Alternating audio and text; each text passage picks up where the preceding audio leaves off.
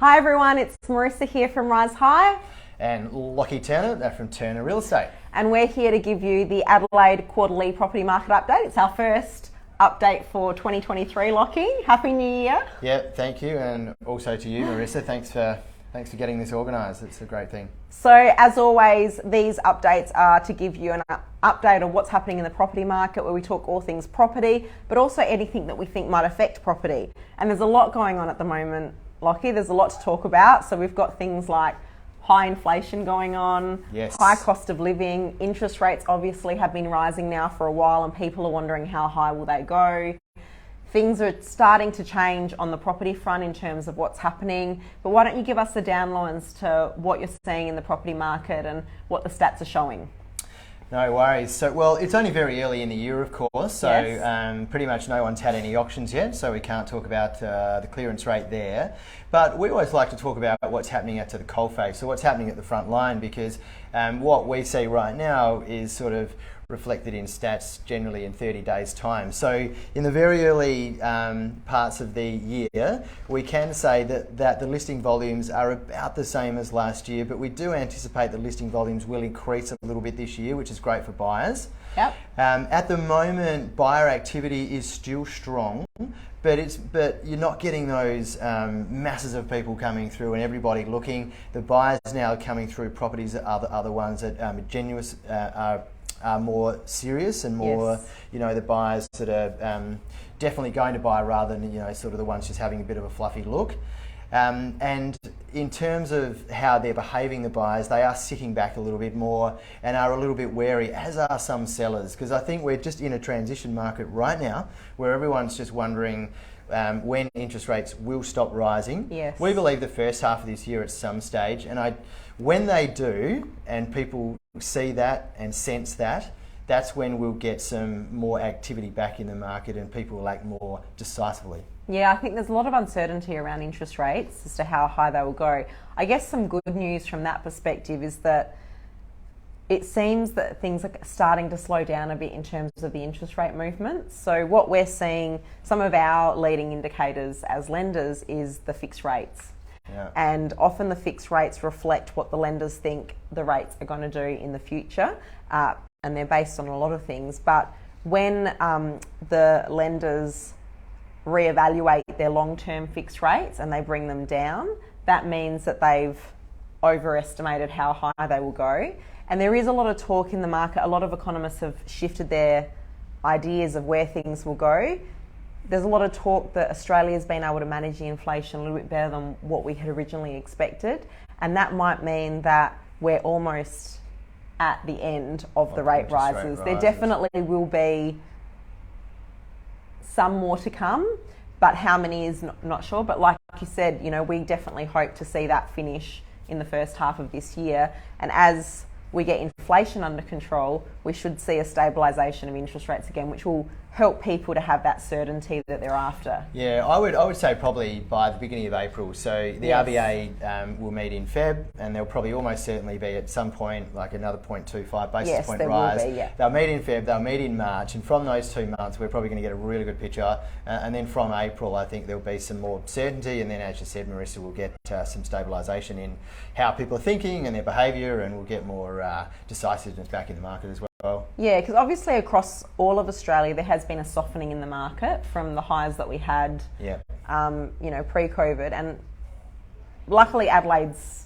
stood up pretty well, hasn't it? Well, yeah, I do have a few sort of little stats on that. So there's been very recent media, which is classic media, like a headline to scare people, saying the biggest drop in property prices in a 40-year period has happened over the last couple of months.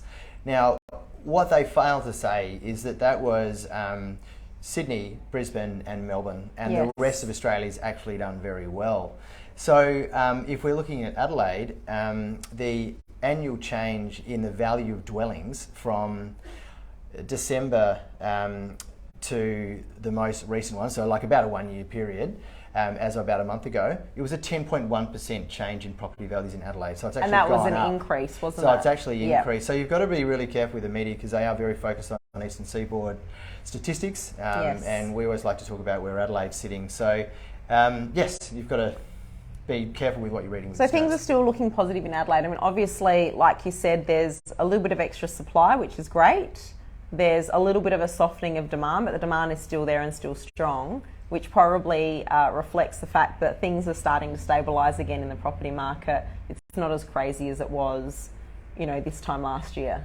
Yeah, well, that's certainly advantageous for buyers. It's Yes. It's a bit more normal market now. We're a bit more even, but certainly we're still seeing very high interest for well-located properties that are well presented and have the attributes that people want. So it's still a competitive situation, as is the rental market, unfortunately. So yeah, but it's not as crazy as what it was. Yeah, I think the things to watch out for in the first half of this year is, like we said, what happens with inflation, what happens with cost of living.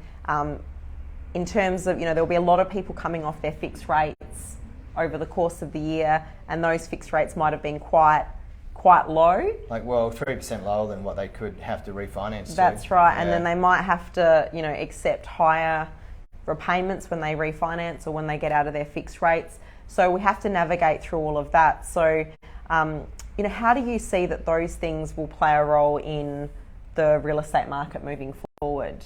Well, I think it's. I think people that are on a lower interest rate to a higher one have to refix their. Unfortunately for them, there could be some mortgagee sales and so on.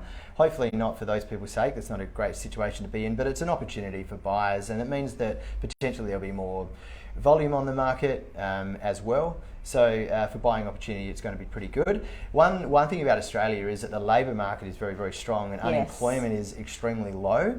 So we're actually probably, I think, going to navigate our way through higher interest rates and higher inflation and the higher cost of living as we go, because there is quite a strong labour market. So if the labour market remains strong, then I think we'll get through it quite well. But there's certainly, I always think about buyers. There's always the people that own property, and a lot of market updates are aimed towards them. But I certainly look at all the people trying to get in the market, and look, there could be better opportunities, more affordability, and there could be a real softening. Yes. However, we must look at Adelaide in isolation. Yes. It's still undersupplied. It has positive growth, which is occurring with the population.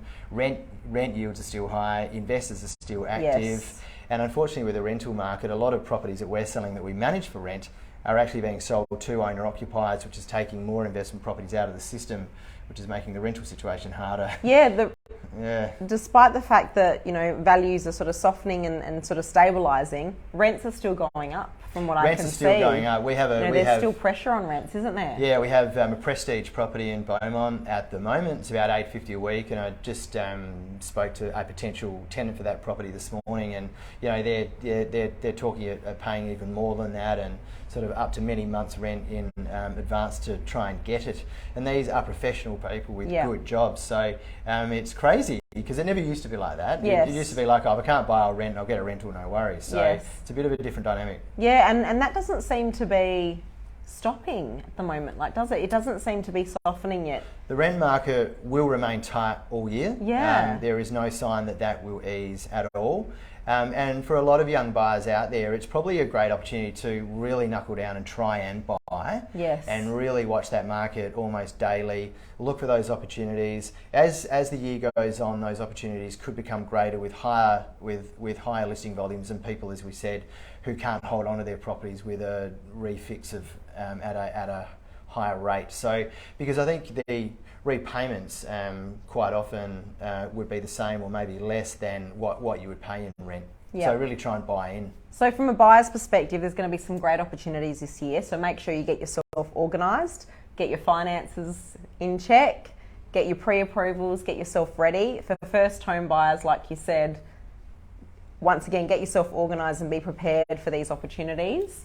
For people that are looking to sell, what advice would you give them, Lockie? Yeah, well, as I mentioned earlier, Adelaide is a resilient market. So we've had a 10.1% positive change up in the last year. So that's extraordinary when you look at all the other states. So Sydney's -12%, Melbourne 9%. And Brisbane not too far behind. So if you own property, it's still a resilient market. We're still getting lots of people coming to opens. But as I said, the buyers are just slightly more circumspect. They're wondering where interest rates are going. So some are holding back and saying, well, I'm going to wait because I think it's going to soften. But very often they're still missing out. So anyway, if you own property, it is a very good market, and how extraordinary that it's actually gone up 10.1% and not down like a lot of the big eastern seaboard states. So a resilient Adelaide market, and if you own it as an investment, still great rent yields. Will it soften? Is there an optimum time to sell? Now would probably be a better time because there's more of a downward risk in values with the interest rates than there is up. But again, that's a general statement that would probably more affect some of the major capital cities. Adelaide, it's hard to tell because it just sort of sits in isolation a little bit and does its own thing. And I think we find, like if we look back historically at some of the other property cycles that we've had in the past, when property does start to get more expensive in terms of because of the interest rates, investors from interstate look for higher rental yields, and they're going to get that in Adelaide. So they're going to get more affordable properties and higher rental yields. So that will force a lot of investors from interstate to start investing in Adelaide, which will probably be a good thing for our market too. Yep, no, I'd have to agree with that, Marissa. The other thing that's going to be interesting to watch this year is what happens with migration. Once they open things up, how is that going to impact the demand on property again? Well, certainly in Adelaide, because Adelaide's been a city, for 20 years that hasn't had a net migration increase year on year, but with COVID we have. A lot of that was actually interstate movement of Adelaide people coming back or people after COVID just seeing it as a wonderful city to live in. Yeah. But if there is a formal increase in migration, it's just going to add to the forces that are already going on, which is an undersupply of housing for a growing population. So that'll add to the values as well. So there's so many macro and micro factors that can go on. But if you own property, it's looking really good in Adelaide. Again, if you're a buyer, you don't want it to be too good because you want to get in, but there could be some great opportunities coming up. And with another interest rate rise or two, which is almost certainly going to happen, that would probably be about the peak time to act. Yep. And we'll see how it unfolds. That's right. There's going to be lots of interesting things to unpack this year, and we'll be here to unpack them with you in our quarterly property market updates.